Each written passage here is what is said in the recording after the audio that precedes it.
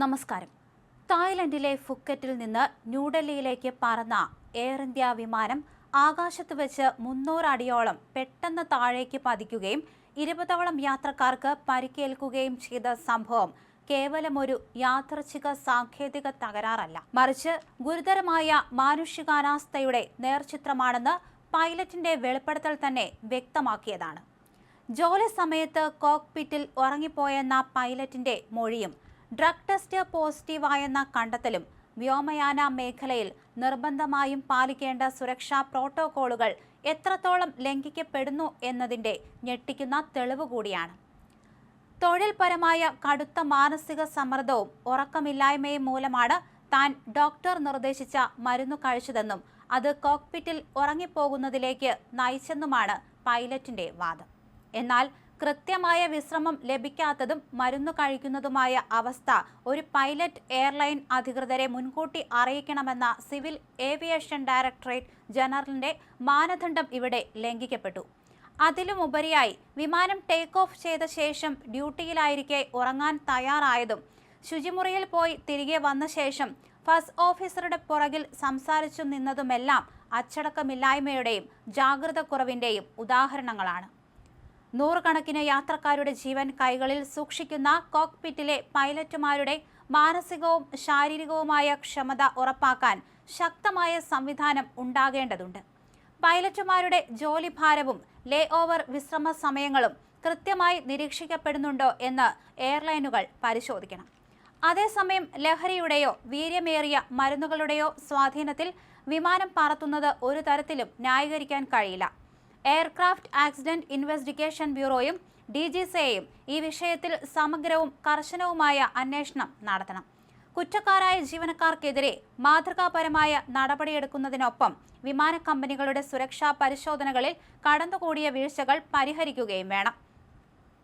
ആകാശയാത്രകളുടെ വിശ്വസനീയത തകരാതിരിക്കാൻ digital സുരക്ഷാ സംവിധാനങ്ങൾക്കൊപ്പം ഉന്നത മാനദണ്ഡങ്ങളുള്ള മാനുഷിക ജാഗ്രതയും അത്യന്താപേക്ഷിതമാണ്. അതേസമയം വിമാനത്തിൽ 7 സെക്കൻഡ് നീണ്ട ഭീതിജനകമായ നിമിഷങ്ങളാണ് ഉണ്ടായതെന്ന് ഫ്ലൈറ്റ് ഡേറ്റ റെക്കോർഡർ പരിശോധിച്ച ശേഷം വിമാനം നിർമ്മിച്ച എയർബസ് അറിയിച്ചു. 2 സെക്കൻഡിനുള്ളിൽ വിമാനത്തിലെ 3 ഹൈഡ്രോളിക് സംവിധാനങ്ങളും പ്രവർത്തനരഹിതമായിരുന്നു.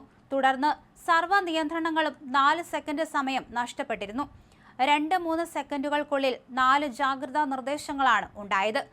വിമാനത്തെ ഇടത്തോട്ടോ വലത്തോട്ടോ തിരിക്കാൻ പൈലറ്റുമാരെ സഹായിക്കുന്ന എയിലറോണുകൾ, മുൻഭാഗം മുകളിലേക്കും താഴേക്കും ഉയർത്താനും താഴ്ത്താനും സഹായിക്കുന്ന എലിവേറ്ററുകൾ, വേഗതയും ചലനവും നിയന്ത്രിക്കുന്ന സ്പോയിലറുകൾ എന്നിവ 4 സെക്കൻഡ് പ്രവർത്തിച്ചില്ല എന്നും പറയപ്പെടുന്നുണ്ട്.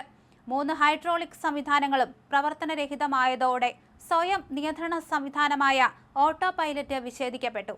വിമാനം കൂപ്പുകുത്തുമെന്ന തരത്തിൽ കോക്പിറ്റിൽ കമാൻഡുകൾ ലഭിച്ചുവെന്നും എയർബസ് അറിയിച്ചിട്ടുണ്ട്. അതേസമയം മറ്റൊരു സംഭവത്തിൽ അമേരിക്കയിലെ അരിസോണയിലുള്ള ഫീനിക്സ് സ്കൈ ഹാർബർ അന്താരാഷ്ട്ര വിമാനത്താവളത്തിൽ ഒരേ നമ്പർ നൽകിയ 2 വിമാനങ്ങൾ ഒരേ സമയം ഒരേ ആകാശപാതയിൽ പറന്ന സംഭവം വ്യോമയാന മേഖലയിലെ സുരക്ഷാ മാനദണ്ഡങ്ങളെ വീണ്ടും ചോദ്യം ചെയ്യുന്നതാണ്. ഷിക്കാഗോയിൽ നിന്ന് ലാൻഡ് ചെയ്യാനെത്തിയ വിമാനത്തിനും ഫീനിക്സിൽ നിന്ന് ടേക്ക് ഓഫ് ചെയ്ത വിമാനത്തിനും ഒരേ ഫ്ലൈറ്റ് നമ്പറും ഒരേ റേഡിയോ ഫ്രീക്വൻസിയും നൽകിയ എയർലൈൻസിന്റെ ഗുരുതരമായ പിഴവ് നൂറുകണക്കിന് മനുഷ്യ ജീവനുകളെയാണ് ആകാശത്ത് അപകടമുനമ്പിൽ നിർത്തിയത്. എയർ ട്രാഫിക് കൺട്രോളറുടെ സമയബന്ധിതവും തന്ത്രപരവുമായ ഇടപെടൽ ഒന്നുകൊണ്ട് മാത്രമാണ് ദുരന്തം ഒഴിവായത്. ഡിജിറ്റലൈസേഷനും നിർമ്മിത ബുദ്ധിയും ഭരിക്കുന്ന ആധുനിക വ്യോമയാന യുഗത്തിലും ഒരേ ഫ്ലൈറ്റ് നമ്പറിൽ 2 വിമാനങ്ങൾ ഒരേ സമയം ഓപ്പറേറ്റ് ചെയ്യുന്നത് കണ്ടെത്താൻ കമ്പനിയുടെ സുരക്ഷാ സംവിധാനങ്ങൾക്ക് കഴിയാതെ പോയി എന്നത് അങ്ങേയറ്റം ആശങ്കാജനകമാണ്. കാലാവസ്ഥാ വ്യതിയാനത്തെ തുടർന്ന് പകരം വിമാനം ഏർപ്പെടുത്തുമ്പോൾ കാണിക്കേണ്ട അടിസ്ഥാനപരമായ പരിശോധനകൾ എയർലൈൻ മാനേജ്മെന്റിന്റെ ഭാഗത്തു നിന്നുണ്ടായില്ലെന്ന് ഈ സംഭവം തെളിയിക്കുന്നുണ്ട്. കൂട്ടിയിടിയുടെ വക്കോളമെത്തിയ നിമിഷങ്ങളിൽ ഒട്ടും പരിഭ്രാന്തിയില്ലാതെ 2 വിമാനങ്ങളെയും അറൈവൽ, ഡിപ്പാച്ചർ എന്ന് പ്രത്യേകം തിരിച്ചറിഞ്ഞ് വ്യത്യസ്ത രീതിയിൽ സന്ദേശം നൽകിയ ATCയുടെ സമയോചിതമായ ക്രിയാത്മകത അഭിനന്ദനാർഹമാണ്. സാങ്കേതിക വിദ്യകൾ എത്ര തന്നെ വികസിച്ചാലും നിർണായക നിമിഷങ്ങളിൽ മനുഷ്യന്റെ അനുഭവ സമ്പത്തും കാര്യക്ഷമതയും തന്നെയാണ് ജീവൻ രക്ഷാകവചമാകുന്നത് എന്ന് ഈ സംഭവം ഓർമ്മിപ്പിക്കുന്നു. എന്നാൽ ജീവനക്കാരുടെ സാമർഥ്യത്തിനുമേൽ മാത്രം സുരക്ഷാ സംവിധാനങ്ങളെ വിട്ടുകൊടുക്കാൻ കഴിയില്ല. ഇത്തരമൊരു ഭീമമായ പിഴവ് സംഭവിച്ചതിനെക്കുറിച്ച് ഫെഡറൽ ഏവിയേഷൻ അഡ്മിനിസ്ട്രേഷൻ സമഗ്രമായ അന്വേഷണം നടത്തണം.